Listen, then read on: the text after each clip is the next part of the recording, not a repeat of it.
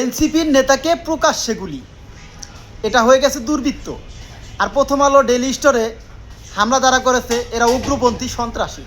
দেখেন আজকে এনসিপির এক নেতাকে গুলি করেছে।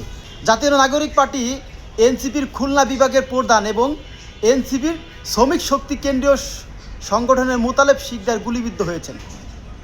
সোমবার 22শে ডিসেম্বর বেলা 11:45 দিকে দুর্বৃত্তদের প্রকাশ্যে তার মাথায় লক্ষ্য করে গুলি চালায়। গুরুতর আহত অবস্থায় তাকে উদ্ধার করে খুলনা মেডিকেল কলেজ হাসপাতালে ভর্তি করা হয়।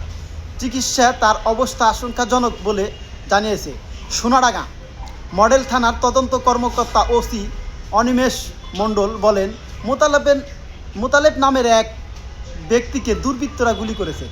দুর্বৃত্ত, যারা গুলি করে এরা হলো দুর্বৃত্ত, আর যারা ভাঙচুর করে এরা হলো সন্ত্রাস।